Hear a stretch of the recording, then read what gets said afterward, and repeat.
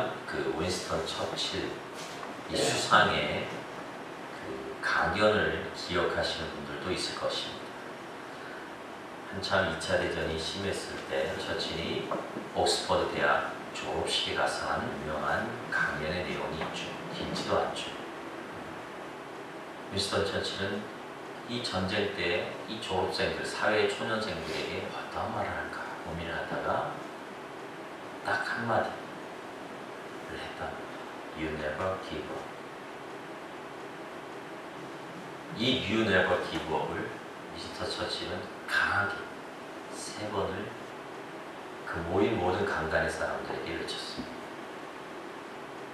어떤 다른 미사어나 다른 어떤 말보다도 그곳에 모인 졸업생들과 그곳에 모인 모든 사람들에게 정말 감동이 되는 말이었습니다. 전쟁 중에 있는 모든 백성들, 국민들이요, 절대 포기하지 마십시오. 그리고 졸업을 앞두고 지금 사회 나가는 여러분들 상황이 좋지 않더라도 절대로 포기하지 마십시오. 이 말은 그곳에 모인 모든 사람들의 마음에 와닿습니다. 그런데 오늘 성경에 보면 또 하나의 졸업식에 하나님께서 강연을 하신 내용을 봅니다. 연설자는 하나님이고 가나안이라는 곳을 들어가기 위해서 광야 대학을 졸업한 이스라엘 사람들에게 하나님이 연설자로 섰습니다. 그런데 하나님께서는 이 이스라엘 백성들에게 뭐라 말씀하십니까? You give up 라고 얘기하고 있어요. 포기하라 라고 얘기하고 있어요. 그것에 우리 사람들이 수군거리기 시작합니다. 뭐라고? 우리가 잘못 들었지 않습니까? 하나님은 재차 확인하시며 말씀하십니다. You give up 라고 얘기합니다. 포기하라 얘기하고 있어요. 포기하라.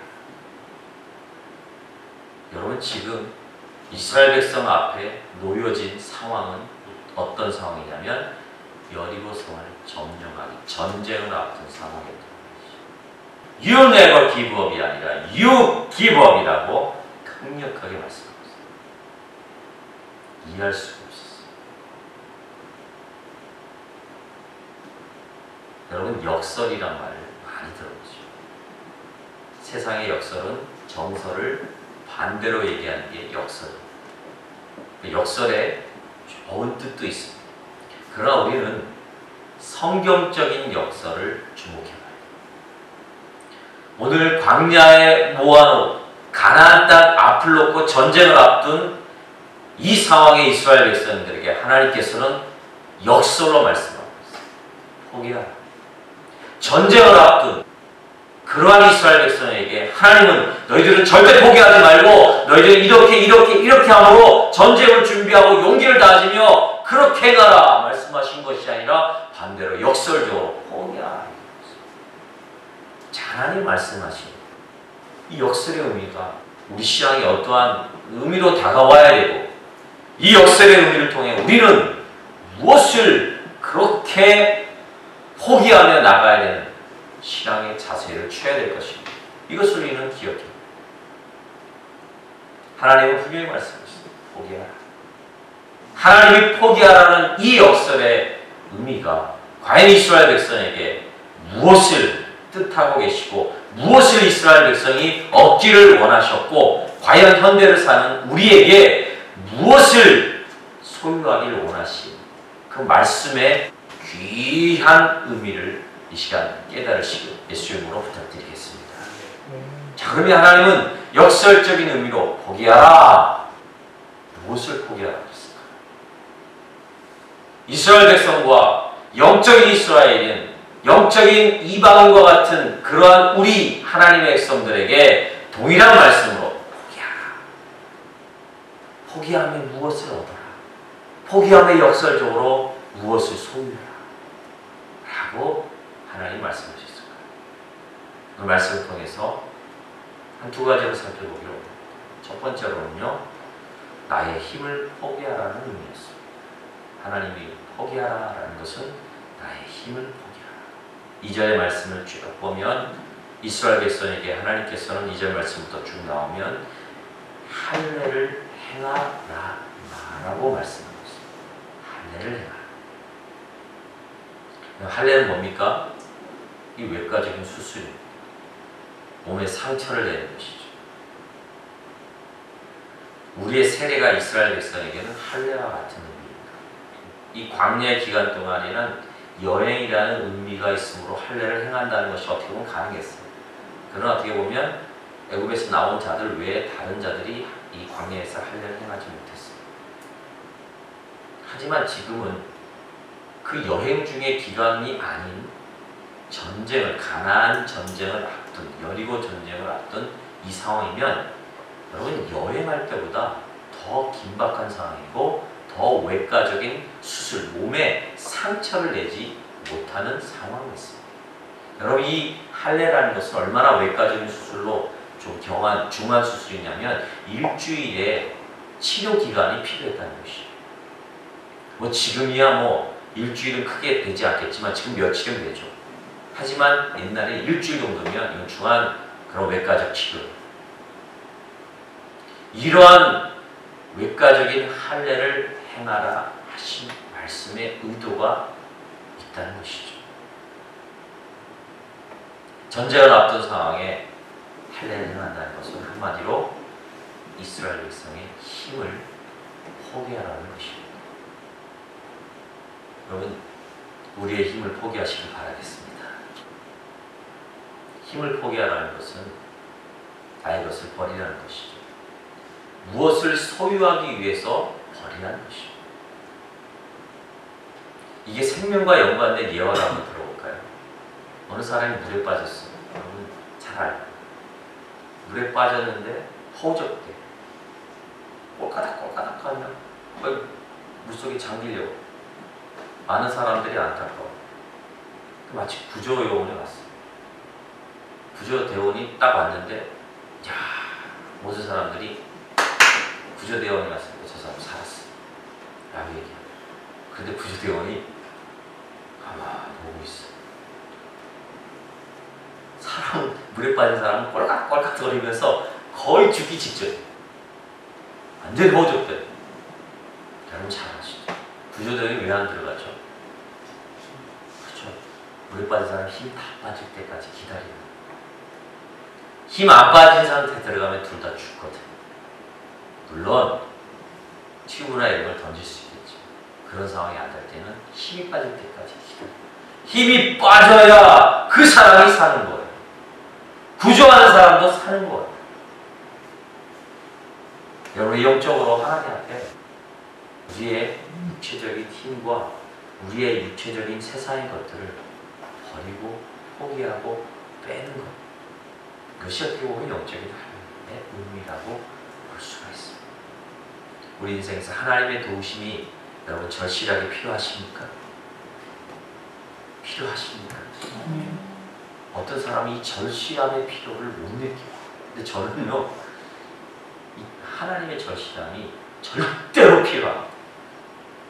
절대로 필요한 것 같습니다. 근데 하나님은 왜일까요? 도와주시지 않은 것 같아요. 가만히 생각해보니 아직 내 안에 떼야 될 힘이 남아있는 것 같아요. 아직도 나는 할 수 있다라는 생각이 있는 것 같아요. 내가 할 수 있는 것이 아니라 하나님이 하시는 것을 바라보며 그것이 전부임을 고백해야 되겠구나 라는 마음으로 내려놓습니다. 내 힘이 빠지면 빠졌어요. 내가 포기하면 할수록 하나님이 채우시더라. 하나님이 채우십니다. 그것을 경험하셔야 돼요. 그 할례의 의미를 우리는 바로 깨닫고 우리 안에 기억해야 될 것입니다. 그런데 할례의 의미에 담겨진 더 한 가지 구체적으로 생각해 보아야 될 신앙 요소가 있어요. 하나님의 할례를 행함으로 이스라엘 백성의 힘을 포기하라는 것은 단지 중요한 것은 여리고만을 위해서가 아니었다는 것입니다. 여러분, 여리고가 하나님이 이스라엘 백성이 여리고 그 하나만이 목표였다면 하나님께서 이스라엘 백성에게 포기를 원하시지 않았습니다. 하나님은 이스라엘 백성이 그렇게 여리고성 하나만을 원했다면 이스라엘 백성에게 용기와 패기와 그 힘을 하나님께서는 요구하셨습니다. 왜요? 여리고성 하나만이었습니다.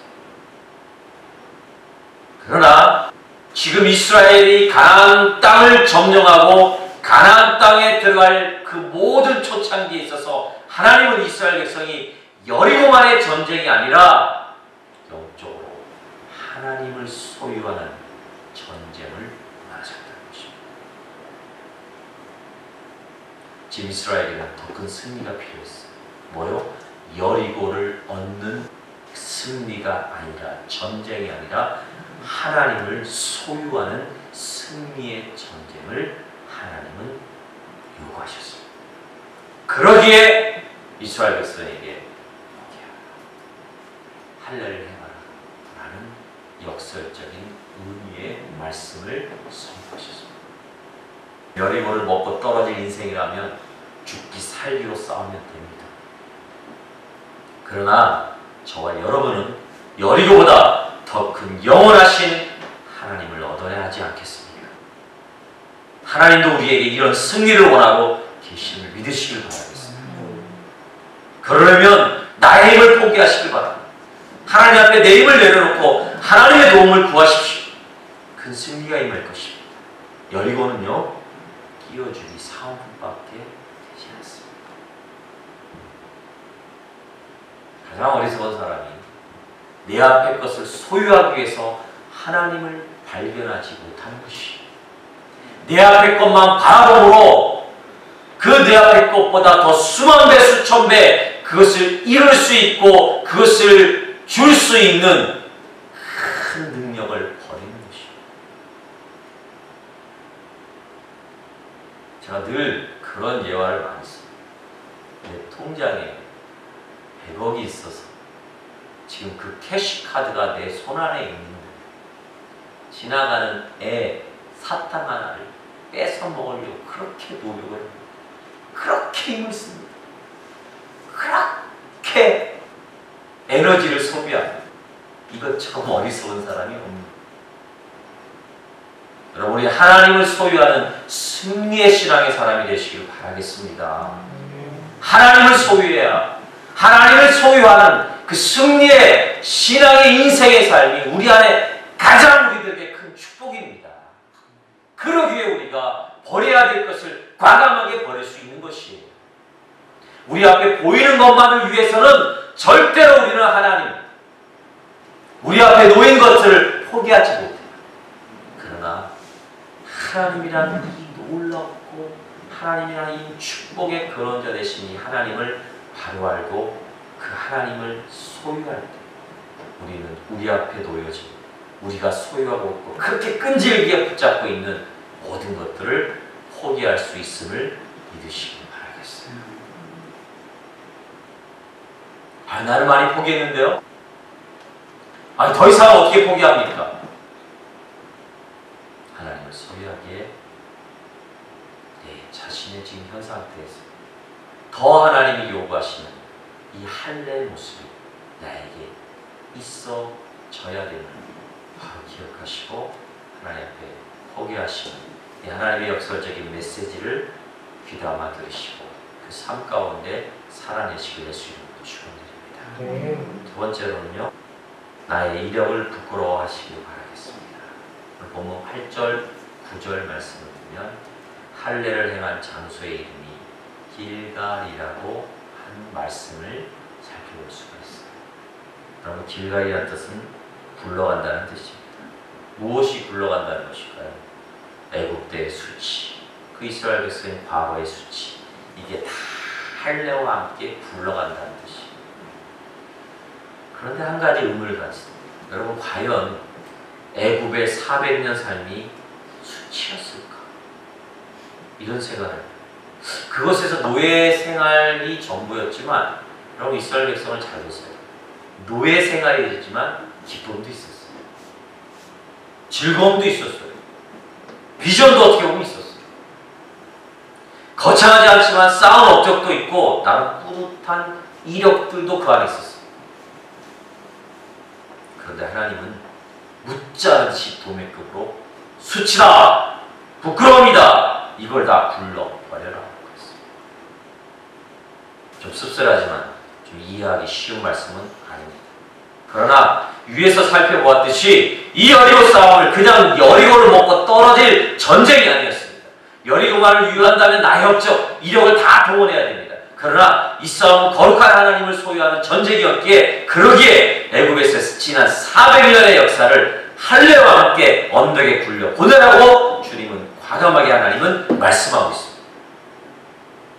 하나님이 주신 영광스러운 승리를 기대하며 아쉽지만 우리들의 이력과 업적을 부끄럽게 여기고 포기하시는 성도님들이 되시길 바라겠어요.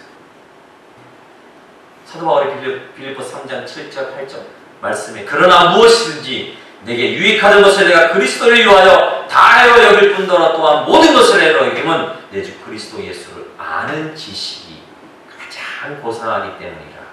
내가 그를 위하여 모든 것을 잃어버리고 배설물로 아멘. 여러분 바울의 과거가 과연 배설물이었을까요? 아니에요. 배설물 아니었습니다. 바울의 업적이 기껏 배설물이었을까요? 아니에요. 이력이며 재주가 남들이 부러워할 만한 그러한 사람이었습니다. 그런데 이런 바울이요, 내 주 예수를 아는 지식이 고상함으로 자기의 모든 것을 배설물로 여겼다는 것입니다. 이 고백, 대단한 고백입니다. 생각하면 생각할수록 대단합니다. 사도 바울은 영광스러운 예수 그리스도를 소유하는 승리를 고백했습니다. 담에색에서 그가 만난 예수는 우리가 성경에서 짧은 한 절이 같지만 대단한 것입니다. 그의 학문과 그의 가문과 그가 얻을 수 있는 최고의 모든 것들을 깔끔하게 배설물로 여길 정도로 대단했습니다. 그게 누굽니까?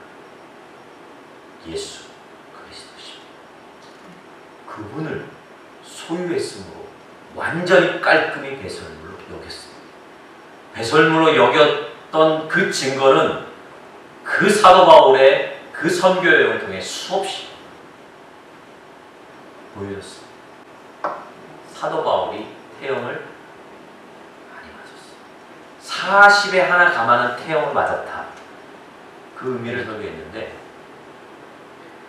사람이 39대 이걸 맞으면 제가 기억하기로는 맞으면 거의 죽기 직전까지 가는 상태가 된다. 그러니까 39대를 맞고 나면 죽든지 말든지 요거는 맞은 사람의 상태에 따라 틀려진다. 그러니까 39대를 태형을 맞으면 거의 죽는다고 볼 수 있죠. 그러니까 때린 사람의 잘못이 아니라 39대를 맞고 죽으면 그 사람의 잘못이. 요런 게 사도 바울이 요런 태형을 이가 예수를 소유함으로 배설물, 자기 것을 배설물로 여기지 않았다면 이런 고백과 이런 결과들을 나타낼 수 없었다는 것입니다. 이 예수가, 이 예수 앞, 이 하나님을 소유할 때 모든 것이 배설물로 여겨지고 내 자신의 이력이 부끄러워진다는 것입니다. 여러분, 그래서 세상이 주는 직함도 중요해요. 그러나 우리 안에 자랑스럽게 여겨질 직함, 그리스도인이라는 직함을 더욱더 자랑스럽게 여기시기 바라겠습니다. 세례를 통하여 얻어진, 그래서 직급을 통해 집사와 직분의 그것들을 더 소중하고 자랑스럽게 여기시길 바라겠고, 그것을 통하여 하나님을 소유함에 정말 세상의 것들을 과감하게 버리고도 남을 수 있는 이 세상의 것들을 정말 부끄러워하는, 나의 이력을 부끄러워하고 하나님 것을 따라가는 그러한 영적인 길갈의 은혜가 여러분들에게 임하길 예수 이름으로 축원드립니다. 마지막으로 그렇다면 골로새서 3장 1절 4절 영적인 그 길갈과 할례를 행하는 자들에게 권고의 말씀을 드린다면 여러분 위의 것을 찾는 자가 되시길 바라겠습니다. 땅 아래 것보다 늘 하늘나라의 가치를 소유하고 산산수훈에도 나타나는 그 보화를 예수 그리스도 보화를 날마다 캐어가는 그런 신앙의 사람들이 그렇게 하늘의 것을 바라보는 그런 믿음의 사람들이 되시길 예수 이름으로 부탁드리겠습니다. 둘째로는요, 여러분들의 생각이 변하는 이러한 실천적인 삶의 모습이 드러났으면 좋겠습니다. 골로새서 3장 2절 말씀에 보면 우리의 생각이 변화해야 된다. 우리의 마음이 변화해야 된다고 했습니다. 땅의 것을 마음에 품고 살면 땅의 것만을 볼 수밖에 없어요. 그러나 하늘의 것, 즉 신령한 것을 품고 산다면 하늘의 영광이 나의 영광이 될 줄 믿습니다. 이러한 것들을 그렇게 하나님 앞에 추구하며 여러분들의 시간들을 살아내었으면 좋겠습니다. 마음이 변하면 우리의 육체와 우리의 모든 보이는 것들이 변화될 줄 믿습니다. 말씀을 마치겠습니다. 여러분, 포기가 답이에요.